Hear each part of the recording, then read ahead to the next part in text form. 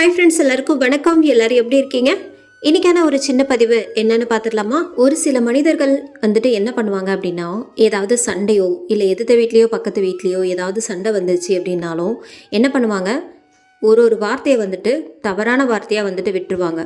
அந்த தவறான வார்த்தை பேசும்போது சண்டை இருக்க அதிகமாயிட்டே போகுமே தவிர அது குறையிறதுக்கு வாய்ப்பே கிடையாது. அவங்க பாட்டுக்கு இஷ்டத்துக்கு பேசிடுவாங்க. நான் இப்படி, நீ இப்படி, அப்படி இப்படின்ட்டு வார்த்தையை விட்டுருவாங்க. ஆனால் அதுக்கப்புறமா சண்டெல்லாம் முடிஞ்சதுக்கப்புறம் யோசிப்பாங்க, இந்த மாதிரிலாம் நம்ம பேசிட்டோம் அப்படின்ட்டு. யோசிப்பாங்களா என்னன்ட்டு தெரியல. ஆனால் அவங்கள திட்டி தீர்த்துட்டோம் அப்படின்ற ஒரு நிம்மதியோடு இருப்பாங்க. ஸோ யாராவது ஒருத்தர் விட்டு கொடுத்து போனாதான் இந்த உலகத்திலே பார்த்தீங்கன்னா, அக்கா தங்கச்சி அண்ணன் அப்படின்ற ஒரு உறவோடு பழகினோம் அப்படின்னாலே நமக்குள்ளே எந்த ஒரு பிரச்சனையும் வராது. எதிரி அப்படின்னு நீங்கள் நினைக்கிறதுனால தான் உங்களுக்கு பிரச்சனையே ஸ்டார்ட் ஆகுது. அப்படியே உங்களுக்கு பிரச்சனை அப்படின்னாலும் அந்த இடத்த விட்டு ஒன்று எஸ்கேப் ஆகுறது நல்லது. ஸோ ஒவ்வொரு வார்த்தையும் உங்களுக்கு பிடிக்கல அப்படின்னா அவங்கள பற்றியே பேசாதீங்க. தயவு செஞ்சு வந்துடுங்க. ஏன்னா வார்த்தையை மட்டும் எப்போவுமே விடவே கூடாது. ஏன்னா அடித்தா கூட மறந்துடும். வார்த்தை மட்டும் மறக்கவே மறக்காது. ஒருத்தன் நல்லது செஞ்சால் அது ஞாபகத்தில் அவ்வளோ வச்சுக்க மாட்டாங்க. ஆனால் யாராவது கெட்டது பண்ணால் மட்டும் அந்த நினப்பு அவங்கள கொண்டுக்கிட்டே இருக்கும். அதை மறக்கவே மாட்டாங்க. ஏன்னா மனுஷங்க வார்த்தையை விடுறது ரொம்பவும் ஈஸி. ஒரு வார்த்தை வெல்லும் சொல்லுவாங்க, ஒரு வார்த்தை கொல்லும் சொல்லுவாங்க. அந்த மாதிரிலாம் சொல்லி வச்சுருக்காங்க. ஏன்னா வார்த்தையை அதிகமாக விடக்கூடாது அப்படின்ட்டு. உங்களோட வார்த்தை நீங்கள் பாசிட்டிவாக பேசி பாருங்களேன். உங்களுக்கு எவ்வளோ ஒரு அதே மாதிரி நீங்கள் பேசிக்கிட்டே வாழ்க்கை பூரா பேசிக்கிட்டே வாங்களேன். உங்களுக்கு அப்படியே பேசுகிறதுக்கு வந்துடும். இப்போ உதாரணத்துக்கு ஒருத்தர் உடம்பு முடியாமல் இருக்கார்.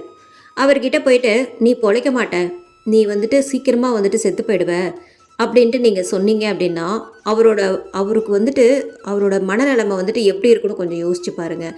இதே நீங்கள் அவர் சாக போகிறேன்னு தெரிஞ்சால் கூட நீங்கள் என்ன சொல்லணும், நீ பொழைச்சிடுவ, நீ உனக்கு சரியாயிடும் அப்படின்ட்டு நீங்கள் அவருக்கு பாசிட்டிவாக சொல்லணும். அதெல்லாம் விட்டுட்டு ஆஹா இவனுக்கு இருக்கிற நோய் ரொம்பவும் அதிகமான ஏதோ ஒரு நோய், அது யாராலையும் காப்பாற்ற முடியாது அப்படின்னு நீங்கள் அவருக்கு காதுபடியே நீங்கள் பேசிகிட்டு இருந்தீங்கன்னா அந்த நோய் நீங்கள் சொல்கிறதே பார்த்தீங்கன்னா அவங்கள சாகடிச்சிடும். ஸோ வார்த்தையை யாருக்கிட்டேயுமே பார்த்து விடுங்க. யாருக்கிட்டேயும் சண்டை போட்டாலும் சரி, நீங்கள் யாரை பேசுகிறதா இருந்தாலும் சரி, எப்போவுமே பாசிட்டிவாக பேசி பாருங்கள். உங்களுக்குள்ளேயே ஏதாவது நோய் இருந்தாலும் அது சரியாயிடும். இதை ட்ரை பண்ணி பாருங்கள். இன்றைக்கான ரெசிபி என்னென்னு பார்த்துடலாமா? இன்றைக்கான ரெசிபி நம்ம மாங்காய் பச்சடி தான் பண்ண போகிறோம். இதுக்கு இது தயிர் சாதத்துக்கூடையும் சாம்பார் சாதத்துக்கூடையும் தொட்டுட்டு சாப்பிடும்போது ரொம்பவும் அட்டகாசமாக இருக்கும்.